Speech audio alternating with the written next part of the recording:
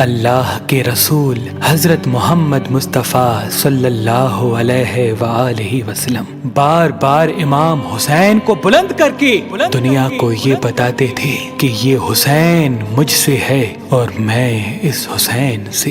اے لوگو، اگر اس حسین پہ کوئی مشکل وقت آ جائے اور یہ تم سے مدد طلب کرے تو اس کا ساتھ دینا، کیونکہ یہ جنت کے جوانوں کا سردار ہے، میرا خون ہے، میری اولاد ہے۔ لیکن افسوس، ابھی رسول اللہ کی رحلت کو تھوڑا وقت ہی گزرا تھا کہ کربلا کے میدان میں ایک طرف 9 لاکھ کا مجمع تھا تو دوسری طرف وہ حسین جس کو اللہ کے رسول اپنے کندھوں پہ سوار کرتے تھے۔ امام حسین علیہ السلام اپنے نانا کی امت سے بار بار کہتے رہے کہ کیوں میرا رستہ روکا ہے؟ اے لوگو، پہچانو، میں تمہارے نبی کا نواسا ہوں۔ کیوں 3 دن سے میرے بچوں کو پیاسا رکھا ہے؟ کیوں میرے عزیز و اقارب کو شہید کیا ہے؟ بتاؤ، کیا میں نے رسول اللہ کی شریعت میں ترامیم کی ہے؟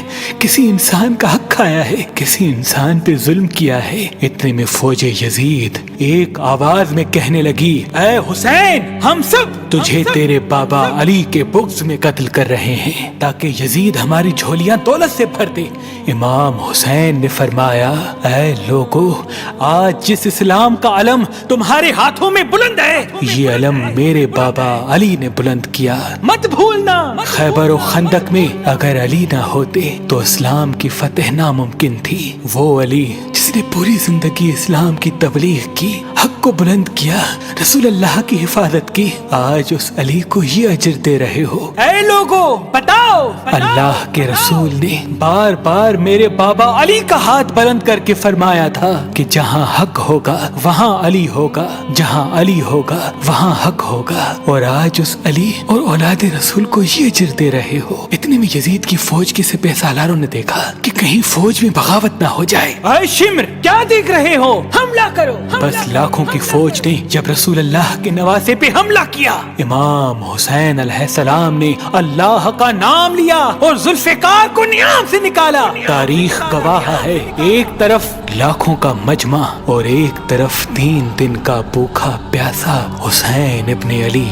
زمین پہ اس طرح کی جنگ پہلے کبھی نہیں دیکھی تھی کہ ایک تنہا انسان لاکھوں کے مجمع کو اس طرح سے فنار کر رہا ہے کہ فوج اشکیا واپس پلٹ کے بھاگنے لگی۔ امام حسین فوج یزید سے مخاطب ہو کے فرماتے ہیں، آؤ، 3 دن کے بھوکے کی جنگ دیکھو، 3 دن کے پیاسے کی جنگ دیکھو، رسول کے اس نواسے کی جنگ دیکھو، اس کی جنگ دیکھو جس کا جوان بھائی مارا گیا، جس کے جوان بیٹے کو نظروں کے سامنے قتل کیا گیا، جس نے اپنے ہی ہاتھوں سے اپنے بچے کی قبر بنائی۔ امام حسین شیر کی طرح فوج یزید سے لڑ رہے ہیں۔ اتنے میں آواز غائب آتی ہے، حسین، تیرا اللہ تجھ سے راضی ہوا۔ بس اس صدا کا سننا تھا، امام حسین علیہ السلام نے اپنی ذوالفقار کو تھام لیا۔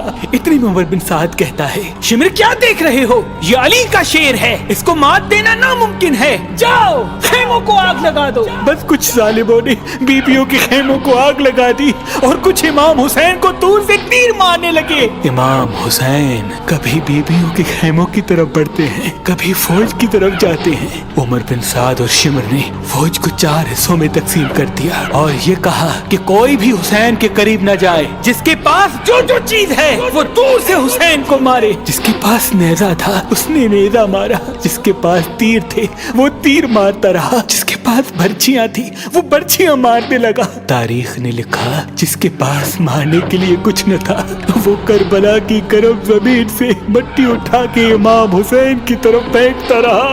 امام حسین کے جسم مبارک پہ ہزاروں زخم لگتے رہے، آپ کے جسم مبارک پر اتنے تیر تھے کہ آپ کا جسم مبارک نظر تک نہیں آ رہا تھا۔ بس جیسے ہی نواسا رسول گھوڑے کی سینگ سے زمین پہ آتے ہیں، فوج یزید यजीद झूमना शुरू कर देती है। लेकिन इतने में वो घोड़ा जिस पे आप सवारी किया करते थे वो इमाम हुसैन के चारों तरफ घूमना शुरू कर देता है ताकि इन तीरों से मैं अपने आका हुसैन को बचा लूं। वो घोड़ा दौड़ ही रहा था। इतने में उमर बिन साद ने कहा, ऐ लोगो रुको, मैंने अपनी आंखों से देखा था इस घोड़े पे अल्लाह के रसूल सवारी करते थे, कहीं तीर इस घोड़े को न लगे। और यूं तीरों को चलाना बंद किया गया। अफसोस है उन लोगों को उस घोड़े का तो एहतराम मालूम था जिस पे रसूल अल्लाह सवारी किया करते थे, लेकिन उस हुसैन का एहतराम भूल चुके जिनको अपने कंधों पे सवार करके उम्मत को दिखाया करते थे। बस इमाम हुसैन अलैहिस्सलाम जमीन करबला पे अपना सर रख के अल्लाह का शुक्र कर रहे हैं और वहाँ फौजी यजीद के मुख्तलिफ सिपाही इमाम हुसैन का सर काटने के लिए करीब आते हैं। जो भी करीब आके इमाम हुसैन के सर को देखे तो उसे इमाम हुसैन के चेहरे में रसूल अल्लाह का चेहरा नजर आए और वो चीख के दूर चला जाए। इतने में शिमर कहने लगा, ये काम मुझसे ही होना है। जैसे ही शिमर ने खंजर इमाम हुसैन के गले पे रखा तो वो देखे इमाम हुसैन के लब हिल रहे हैं। उसने सोचा, हमने हुसैन का पूरा खानदान कत्ल कर दिया, 3 दिन तक हुसैन के बच्चों को प्यासा रखा, शायद हुसैन हमें बद्दुआ दे रहे होंगे। सुनने के लिए कान करीब करे तो क्या सुने।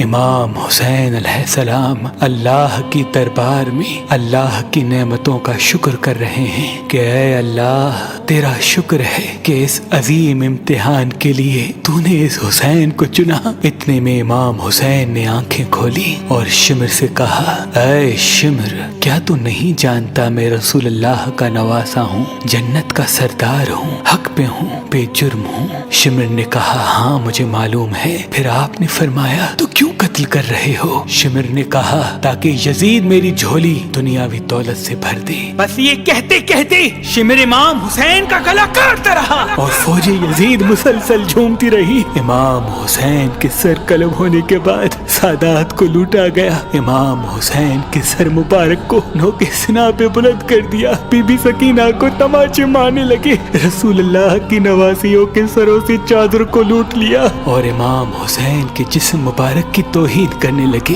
तारीख ने लिखा, इमाम हुसैन के जिस्म पर जो जो चीजें थी उनको लूटने लगे। इतने में एक शख्स इमाम हुसैन के जिस्म के करीब आया। इमाम हुसैन के हाथ में एक अंगूठी पहनी थी, उतारने की कोशिश की, ना उतरी। वो उंगली काट के अंगूठी ले गया। आपके जिस्म मुबारक को रस्सियों से बांध के करबला की गर्म जमीन पे इधर से उधर फिराया गया।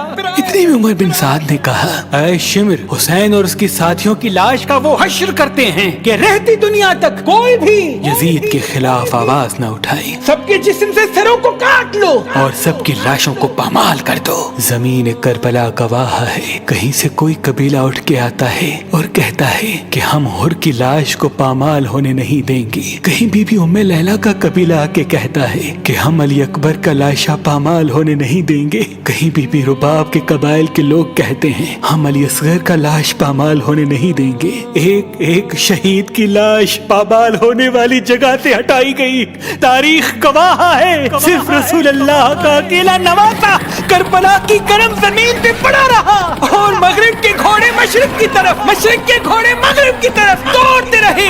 इमाम हुसैन का जिस्म पामाल होता रहा। इमाम जाफर सादिक अलैहिस्सलाम फरमाते हैं, मेरा सलाम हो मेरे उस गरीब दादा पर जिसकी लाश को इस तरह से पामाल किया गया कि उनकी दाईं पसलियां बाईं पसलियों की तरफ चली गई और बाईं पसलियां दाईं पसलियों की तरफ चली गई, जिनका सीना और पुश्त एक साथ हो गया। सलाम हो मेरे उस बेवतन दादा हुसैन पर जिनके जिस्म मुबारक के टुकड़ों को जमीन करबला पे बिखेरा गया।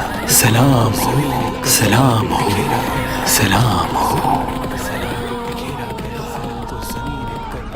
बिखेरा गया।